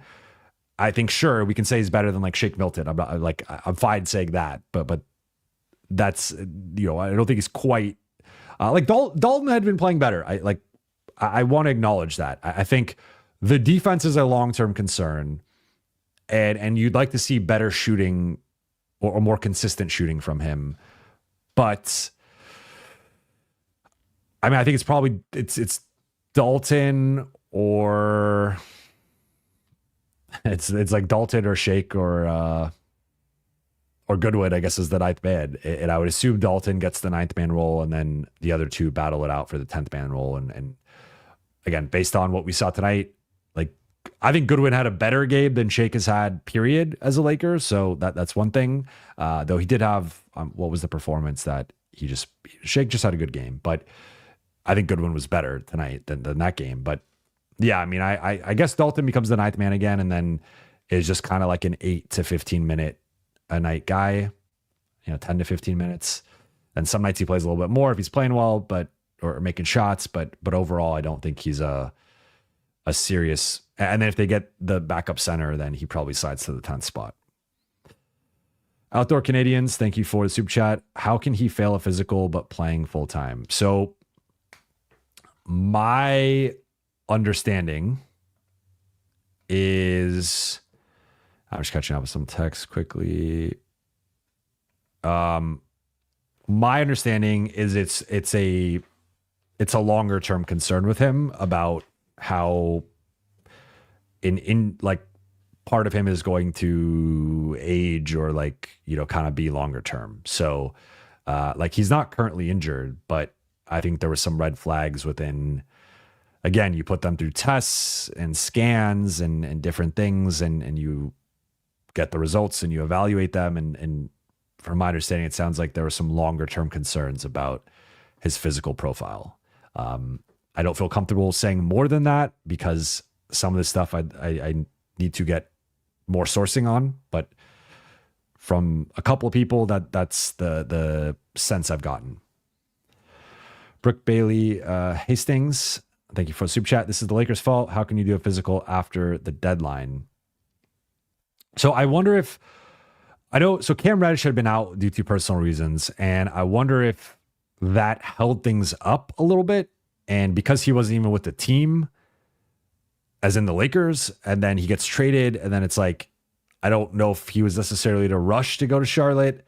So I'm not quite sure if that's what held things up, but there was an initial hold up, that prevented the trade from being approved. And remember, because it took a little bit for it to be approved and official, and then the Lakers posted like, welcome Mark Williams. They have his placard in the locker room, and then they have to do the physicals. And then that's where, Pelinka does the press conference. We talked to him last game for 10 minutes about Mark Williams. He says they have no concerns about him physically, that he's been vetted, that he just has to pass the physical, and then that's it. And then that's where things fall apart. So I think there was a holdup in terms of when the trade kind of went through. Technically, as long as it's like agreed upon by the deadline, like that counts. And then you kind of wait for everyone to report. And then I think there was a delay in guys reporting for, I'm not still quite sure what that was. It sounds like it might've been Cam, but then once they reported and had to go through the physicals, that's when the Williams red flags popped up. Kevin Brown, is there conflict? Thank you for the super chat. Is there conflict between DeMarcus Cousins and the Lakers front office? I don't think so. I know he's taking some shots. So I haven't heard that, but it has seemed like he's been a little testy towards them. Matthew, thank you for the super chat. It's been a minute. I feel like I haven't talked to you in a minute. What's up? So Jovan from Eric Pincus, by my math, Lakers are at 15 players, but they can waive a couple, perhaps Reddish and Wood, and sign 2 prorated at the minimum while staying under the second apron hard cap. So there it is. That's the tweet from Eric Pincus, and he says they can waive a couple guys. He knows far more about the cap than I do, so I will defer to that. And if he says that, I trust him. Aiden, thank you for the super chat. Would Doka Azuboyki be good? He's 6'10", 280. He's interesting with the physical profile. I just, again, kind of think like he hasn't really played much, and I just don't know how good he is. So I lean more toward a short. I would honestly lean more toward a sure thing than a gamble at this point if I'm the Lakers. But yeah, so I'd probably lean toward not. But again, maybe he ends up. You could argue he's in the mix, but I think there's a couple. Like if you could get Tice or Larry Nance, I would prefer them. Skylar, thank you for the super chat. Robert Williams III gets bought out with a starting spot available. He's got a year left, so that's a lot of money to leave on the table. Maybe you could do an under the table agreement and say, we'll give you a contract this summer, but for a guy who has his injury history, I don't think I'd leave money on the table. So I don't see that happening. Brandon Red, thank you for the super chat. Am I the only one not watching the gem number 55? Are you, I assume this is Trey Jemison. He had a good game tonight. Like he had some nice finishes. He set some hard screens. He played physical. He had the one, he knocked TJ McConnell over a couple times, but he had the one time near the sideline, and then Mathurin read over. And then I think Mathurin saw how big Trey Jemison is, and he was like, I'm not messing with this guy. I'm not going to test this guy. So he's been playing well. I still think he's a bit raw. And I still think he's a bit limited defensively in terms of his mobility, but I think you continue to be honest, I think Christian Koloko might be the answer here, but for whatever reason, the Lakers have not been using him lately. I don't quite get it. Bubba and the Old Man Auburn Sports Talk, thank you for the super chat.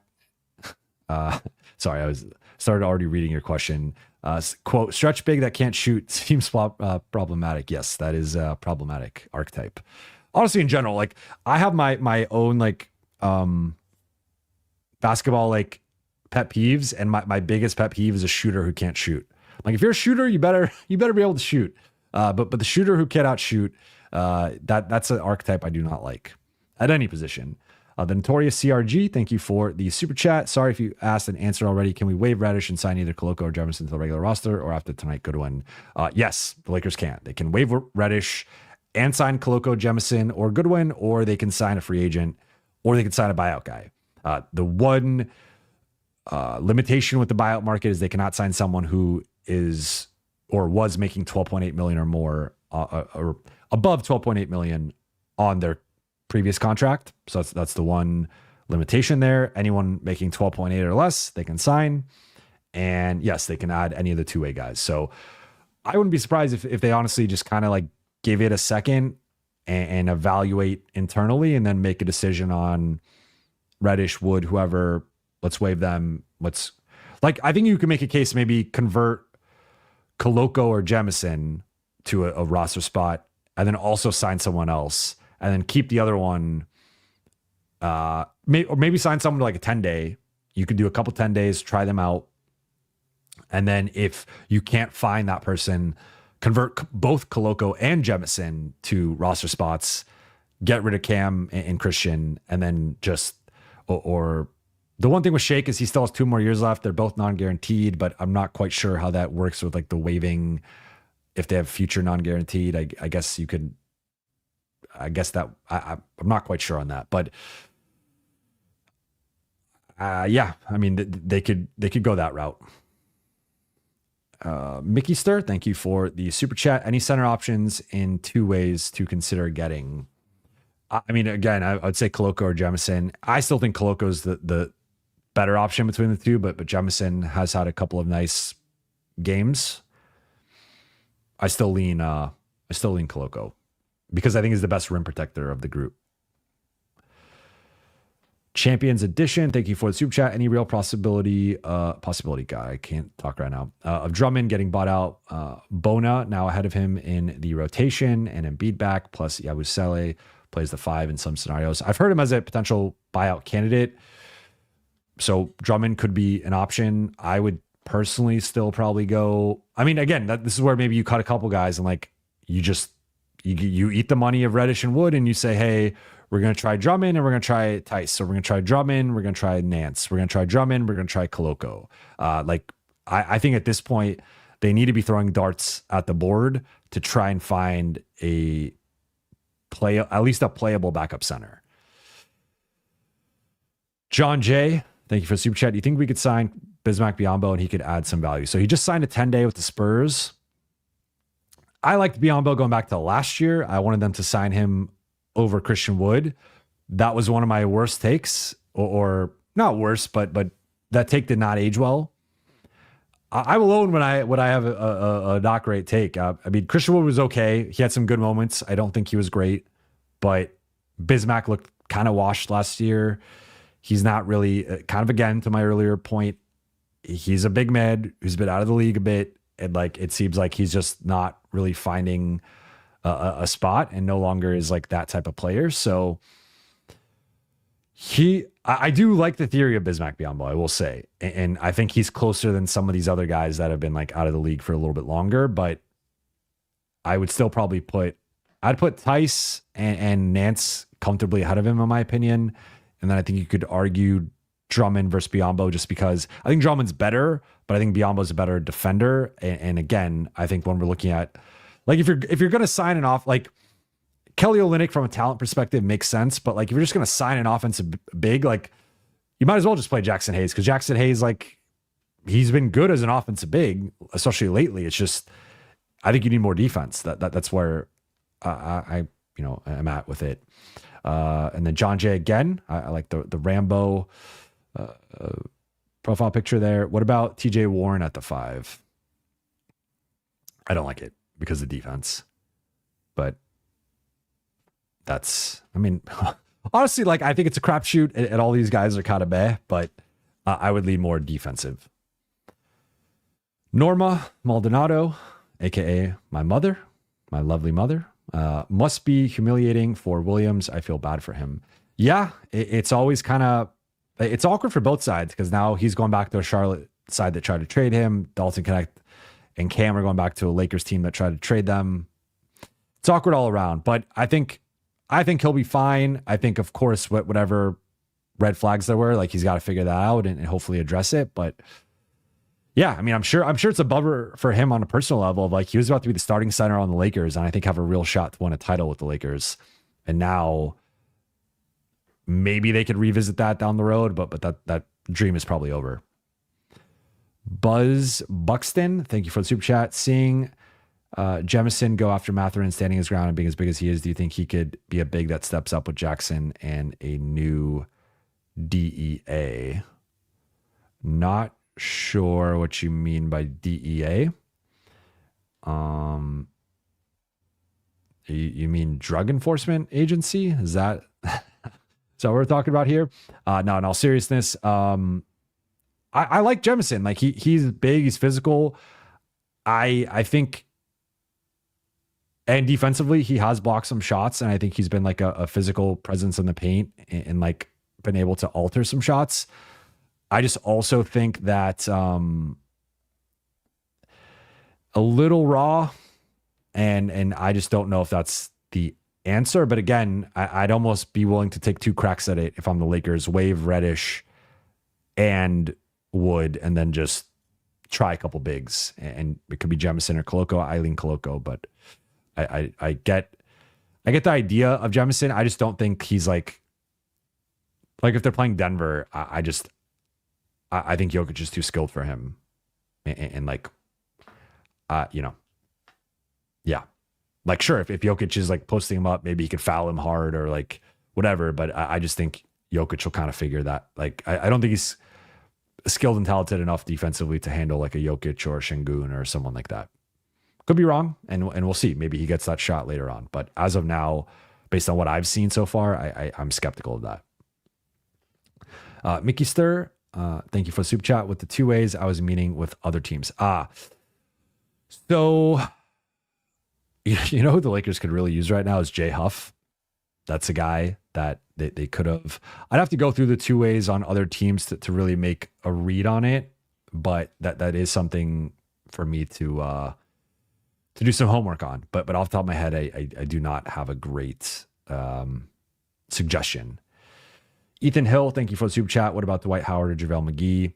I will say JaVale McGee was just at the game the other day, so maybe they had, I don't know. Well, he was at the Lakers Warriors game on the trade deadline. I just think pulling it up. Let's pull it up. So Dwight has not played. Wait, what? Okay, that makes more sense. Okay, Dwight's not played in. This is the 3rd straight season Dwight Howard has not played. I just don't think at this point a 39-year-old big man who hasn't played in 3 years is still NBA viable. JaVale, I think, was in the league last year, if I'm not mistaken, or maybe he's been out for 1 year. Yeah, he was on Sacramento last year, but he played 7 minutes. JaVale has been a single-digit player the last 2 years with Dallas, and Sacramento has not played this year. So I think you could do better than both those guys, to be honest. Max, thank you for the super chat. Biyombo signed with the Spurs today. Looking at the offseason, who are realistic targets? Yeah, that's right. So Biyombo signed a 10-day. Looking at the offseason, who are realistic targets who would be ideal next to Luka that we could sign or trade for? So let's go through the NBA depth charts. I think already, I think Claxton is one, but here let's do a screen share, and I will pull up right here. Okay, so this is ESPN's NBA depth charts.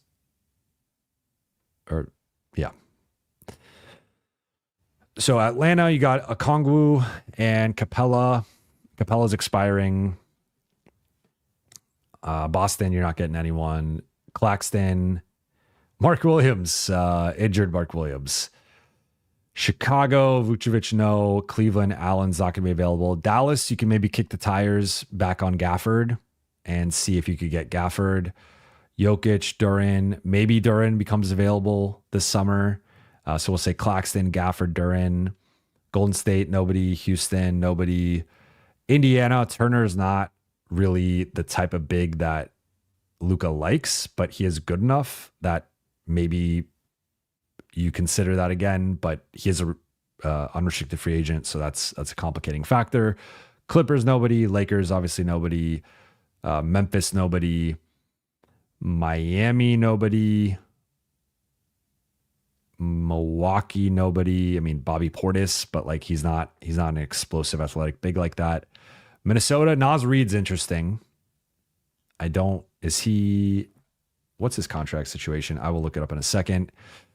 OKC, nobody. Orlando, maybe Wendell Carter, but he's also not that type of big either.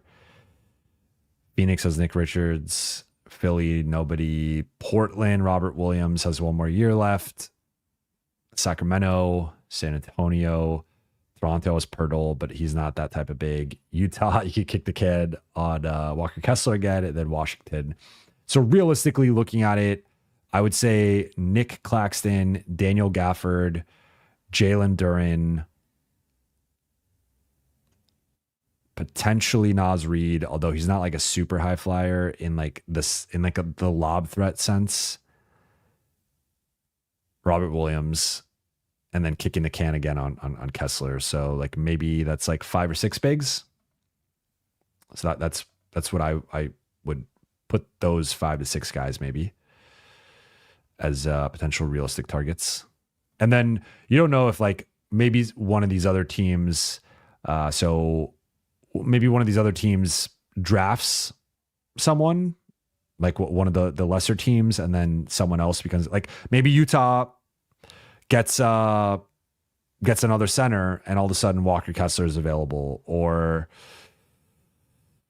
Portland gets another center because they got Ayton and Klingon, and like maybe they get another center, or I mean it wouldn't really make sense for them to draft it, but like sometimes guys will shake loose depending on what their team does. They sign someone, they draft someone becomes available. Jeff Kala, thank you for the super chat. What about bringing back Castleton as a backup? He was a shot blocker, rebounder, and floor spacer. Castleton's an interesting one. He didn't. I believe he is no longer. Oh, he's in the G League for the Magic, right? Is that? I'm just double checking that. Yeah, okay. So he's on the Magic G League team. Currently this season, he is averaging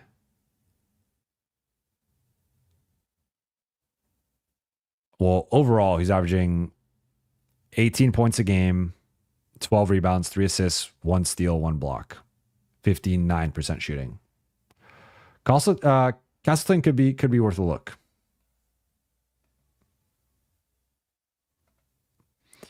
The Tribe won. We need a real backup center, but I'd call up Armel. The only issue with calling up Armel is that you gotta cut one of the 2A guys, and I don't think Goodwin should be cut based on how he played today. I don't think Koloko should be cut, and I don't think Jemison should be cut. I think all 3 of them have looked better than Armel in when they've played, so that's an issue. Buzz Buxton. You had DEA equals deal. My bad. Also, if you were JJ, what would your game plan in the playoffs be for teams with dominant bigs like the Mavs and the Nuggets? So again, I think.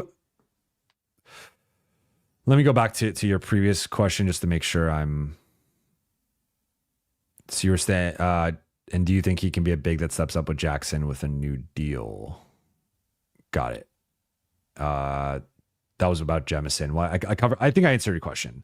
As far as the game plan, I think with Dallas, you can double AD and be kind of aggressive with it. And as long as you're not helping off of their better shooters, obviously Clay, Kyrie, Washington, I think some of the other guys mean, Max Christie. There's some guys you can't help off of. There's some guys you can, and I think you are aggressive with your doubles against AD. Try to disrupt him as a post guy or ISO guy, and like make him have to make tough reads and passes. With the Nuggets, it's I don't know what you do with the Nuggets, because I mean, they had Anthony Davis and they couldn't solve the Nuggets. So I don't. I mean, maybe you just,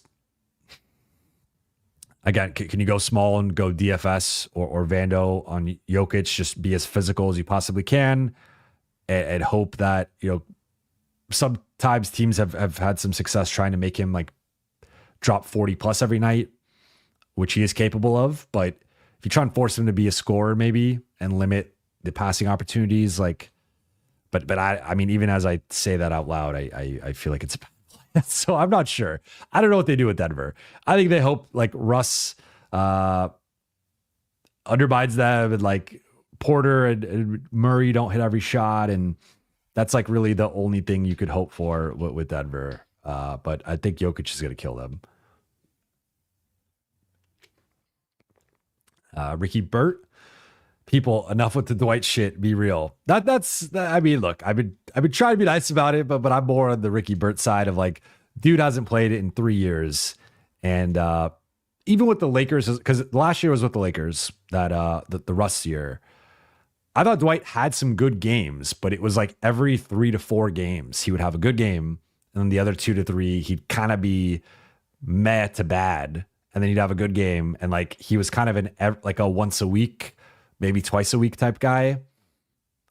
Now he's 3 years older, and like we don't even know what sure, he's ripped, and like he's got insane genetics, right? Like and he's a future Hall of Famer, so I'm not trying to disparage Dwight Howard, but there's a difference between like looking like you're still in shape and actually being in game shape. And I just think for a guy who's about to be 40, I just don't think he has it anymore. LA, thank you for the super chat. Maxi, Gabe, DK, and a first for Claxton in the offseason. Also, how about Chris Boucher buyout and lean on small ball for the season? If they get Chris Boucher, like that's by far the best option. He's a bit of a rim protector, shot blocker. Like he is skinny, can get pushed around, not a good rebounder, but really talented offensive player.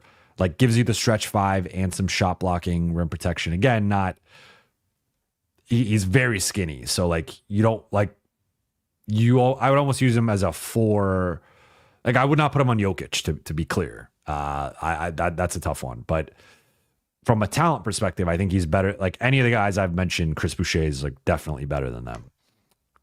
Maxi, Gabe, Dalton, and a first for Claxton. I would do that. Yeah, easy. Michael D, thank you for the super chat. Would you deal Austin for a big of equal or greater value? But this one has me pretty stumped. Seems like that's what it's going to take. Also, get the likes up. Yes, get the likes up. If you guys are watching right now, you have not liked this video, please do so.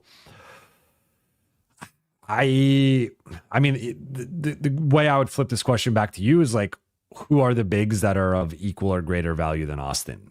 Because I think wherever you probably, and not you specifically, but like the general you has the line, I'm going to assume the Lakers have it even a bit higher than that. So to even like look at the depth charts again, it's like, is it Porzingis? Is it Jared Allen? Is it, Jokic and Şengün are not going to be available. Like Turner, I would assume the Lakers value Austin more than they would value Turner. Same with Zubats.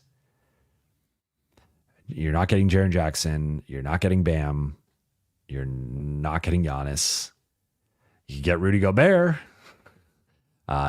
You're probably not getting Zion. You're not getting Towns. You're not getting Chet. You're not getting Paolo. You're not getting Joel Embiid. You're not getting Sabonis. You're not getting Wemby. Walker Kessler? Like I don't see the type of big that, and even like, I mentioned Jared Allen. If we're looking at it in like a vacuum, maybe you could argue that, but then Cleveland's not giving up Jared Allen when they have Garland and Mitchell. So it's like, I don't know who that big is. to be honest. Valentino and Cher, thank you for the super chat. 100% disagree. Rui has 20 plus points, 4 of 5 last games. His defense has picked up during streak and outplayed DFS. Look at the box score. So, a couple things here. One, I agree. Rui has played better, and I said that earlier. I think Rui has been playing better. 2, Rui's box score numbers are always going to pop more than DFS's. So I don't think that's like that. Rui will always score more than DFS. He will always be more involved in the offense than DFS. He's actually been shooting the ball better than DFS on the whole of the season, and then, more recently. But if you look at who the two teams have them guard, they started the last 2 games with DFS on Steph Curry and DFS on Tyrese Halliburton. Rui cannot take those matchups. And even DFS, that's like overstretching his defensive capabilities. But Rui has no prayer of sticking with those guys on the ball, navigating screens. I would just say I hear you, but if you're going to try and make the case that Rui is a better or equal defender to DFS, I just cannot get there or even get close to there. I think Rui has been better defensively lately. I think he's been playing better defensive lately. But if you have Luka, LeBron, and Austin, who I think we're going to acknowledge and say they are the top 3 options on this team and they're the 3 best players on this team, if you're starting those 3 and then you're starting Jackson, you need to look at it's like a puzzle, and it's like, what do we need from the 5th spot? Well, Luka is, if for as great as Luka is, and I think he's the 2nd best player in the league, defense is optional at times with Luka sometimes. And I think when he's locked in, he's better than people think, and he's averaging a career high 2 steals, and he can actually be effective as a low man and a helper. But in general, he leads the league currently this season in blow by rate, which means the percent of times you've been blown by on the perimeter. So Luka can sometimes let's just say not be a good defender. LeBron, I think, has really stepped it up, but he's obviously had stretches this season when he's not been a good defender. Jackson Hayes is limited as a defender. He's been playing better defensively, but still limited. And then Austin has had some really rough stretches defensively. And I think we'll be better next to Luka and LeBron because he'll do less offensively. He could play better defense. But the clearest skill set that the Lakers need with that 5th spot is defense. And I think DFS is just a much better and more versatile defender than Rui. And that's not even going to show up in the box score. And even to hit on DFS's impact, JJ just said it at practice the other day, and I'm forgetting the exact sequence, but he was basically DFS made a low man rotation, then prevented the basket, then he boxed out, he didn't get the rebound, someone else got the rebound, then get out in transition, he makes a hockey assist that leads to a 3, and it's he doesn't get the assist, he doesn't get a block, he doesn't get a rebound, but in a span of 10 seconds, he stopped the basket, he helped the Lakers secure the rebound, and he helped create an open 3. And that's the type of impact that DFS has. And it's not even a criticism. I'm not trying to criticize Rui. I just think Rui's not a wing stopper. DFS is a wing stopper. So I think the Lakers need a wing stopper in that starting lineup. And I think Rui should still play a lot. And if he continues playing the way he's playing, there will be times maybe he closes over DFS or closes alongside DFS. He can close in the small lineups.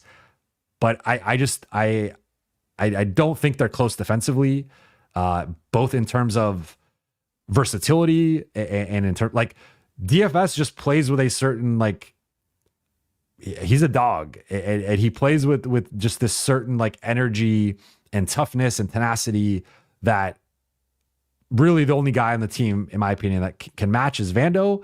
And maybe you could start Vando. That's its own, you could throw Vando in this conversation. But for me, in terms of two-way balance, DFS is a 40% three-point shooter and a plus multi-positional defender. I think DFS has to start. Tristan, thank you for the super chat. Mo Bamba, 7 foot with a 7'10 wingspan, 9.75 standing reach. The physical talented profiles there. I just don't think Mo Bamba is very good, to be honest. And I hate to be so crass about it or so blunt about it, but like, I just don't think Mo Bamba is good. Paul W. Whitfield Jr., Luka, Braun, AR will be different. Ride Jax for now. Yes, and that I said it on the, if you guys saw my last Buha's block with Kranjis, part of it's rendered a little irrelevant now because of the Mark Williams part, but when we talk about Luka, Braun, and AR together, the three-man actions they could run and just how the level of playmaking they're going to have offensively is like off the charts. It's probably that's the best playmaking trio in the league, like bar none. That there, I don't know a closer trio. Like pick any three players. I guarantee you, Luka, Braun, and AR is a better playmaking combo. Luka and Braun are two top 5, top 4 playmakers. Like it's just insane. So you got that, and then you got AR, who's just casually averaging like 8 assists a game the last 2 months. So Lakers have an insane amount of playmaking. I think that trio is going to be really good together. I have some concerns about the defensive end, and I think all three of them, like Braun has been much better lately, and I would dare even say good in for stretches and quarters and whatnot, halves.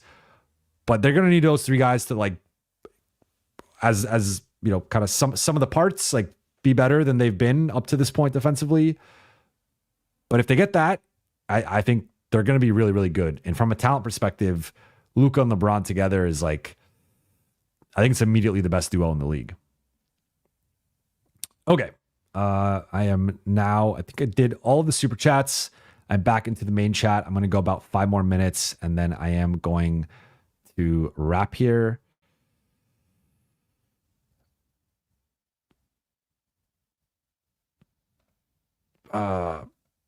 Okay, sorry. I didn't mean to out you like that, Andy. You're talking about where to beat someone at the game. I did. NL, this is a good question. Do the Lakers get any compensation? I haven't heard anything of that sort. I'm going to assume that the Lakers will complain to the league and try to get something, but I don't know if you're gonna be able to like prove that it was malpractice or whatever on Charlotte's part. Rico says, "Did you see the Hornets statement?" I did not. Okay, I've been totally off. Let me pull it up quickly.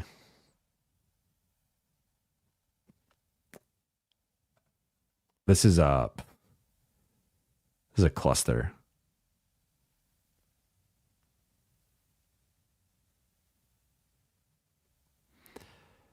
Okay, Hornets.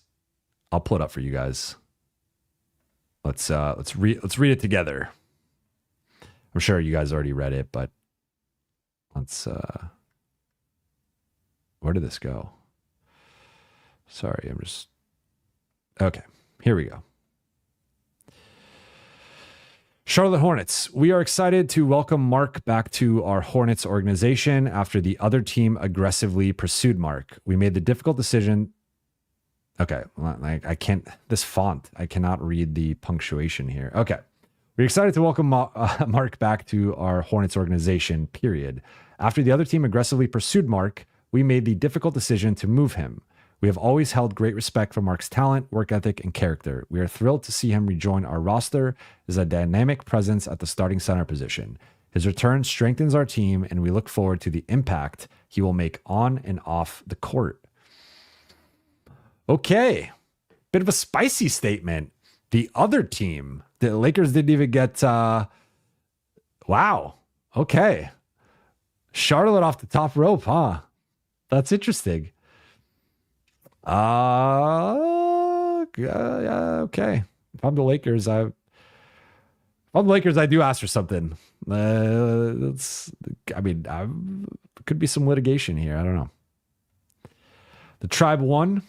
What about starting Vando at the 5 and DFS at the 4? That's interesting. I've thought about that. I think the one limiting factor potentially is Vando's minutes restriction and how long he's going to be in that like 18 to 20 minutes restriction. But I don't hate it. I think you probably start Hayes as the placeholder, but you have a quick leash and go to Vando. And maybe there are some matchups you just start Vando at the 5. But I'm not against it. Like, I will say Jackson's been playing well. I just think looking at the matchups, like, I don't think he's been fully tested against. And even I would say, like, their success, I think he played well against Zubats. I don't think he played as well against Towns. I think a lot of their success against Towns was DFS and Rui aggressively leading the funneling him into doubles and then them scrambling on the other side. So I think Hayes did a better job matching up with Zubats. Not as good of a job matching up with Towns. I think that was more the small ball. Zubats, it was a mix. And we'll see. Like, I want to see more of a sample size of Jackson against like good centers, because primarily we've rarely seen it, right? Like, we'll sometimes see him play like a second unit shift against a good center, but a lot of times JJ would mirror AD's minutes to whoever that center was. So we'll see. But remember, I would go back to, here's an example. A month ago, Lakers are playing in Houston. Steven Adams absolutely eviscerates Jackson Hayes. And now Steven Adams is one of the strongest and biggest players in the league. So that's not emblematic of how every center is going to manhandle Jackson, but like the types of bigs that have, with the exception of Zubats, because he did fine against Zubats, but like the Jokic, Sabonis, Şengün, that type of big, I have some concerns with. Kalen Jones, thank you for the super chat. As Laker fans, how should we look at the Mark trade fallout optimistically / the positives from it rather than giving up on the season? Well, I want to be clear, and I made this point earlier. Do not give up on the season. Do not give up on the season.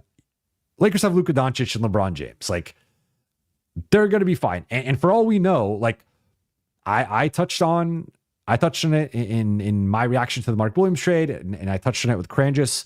Remember, like, he rated very poorly as a rim protector. So if you want to talk yourself into Mark Williams and it kind of being a blessing in disguise, it was his rim protection wasn't that good, and his defensive versatility and mobility, and then the injury history.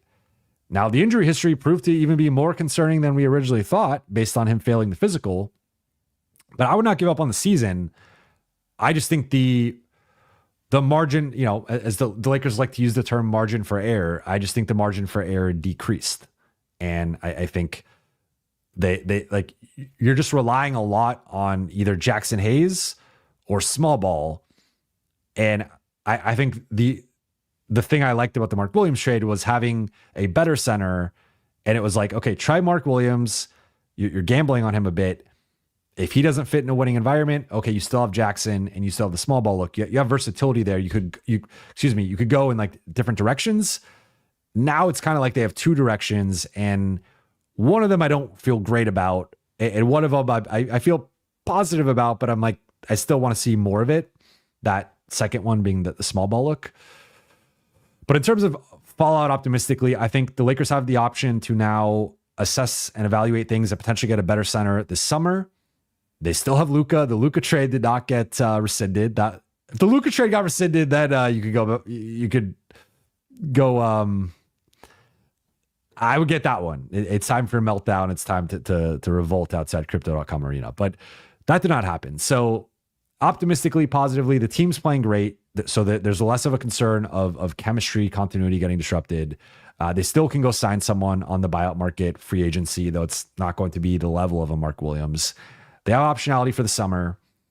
And at a minimum, also, they showed Luka they were serious about, like, we are handing the keys of the organization to you. You want a vertical athletic center? We're going to go get you a vertical athletic center.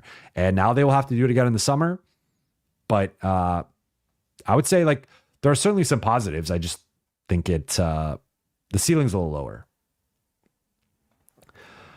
Ashik says, Hornets statement was such an L on their part. I agree.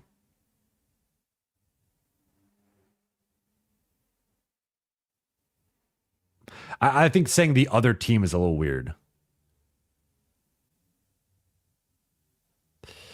Art of War, I would like Thomas Bryant, but he left our team. Thomas was solid today. Like, you know, defensively not great, but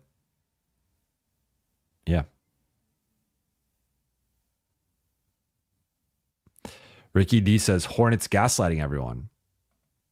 Yeah.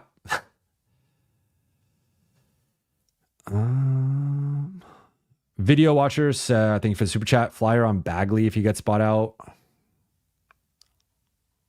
Maybe. I'd still probably go Tyson Nance, but I don't mind a potential flyer on Bagley. Again, I think I think they should try and create 2 roster spots, to be honest. Because I don't see any way Reddish contributes in a meaningful way, and if Wood is out, it's not good. Cameron, thank you for the super chat. Hey, Jovan, love your show. I watch all episodes. Thank you. I really appreciate that. Do you know when Vando's minutes restriction will be over or at least decreased? If not, can you ask soon? I can't ask. JJ just said they're being caught. I mean, he's only played 7 games, so I would assume, his first game was, I don't know off the top of my head.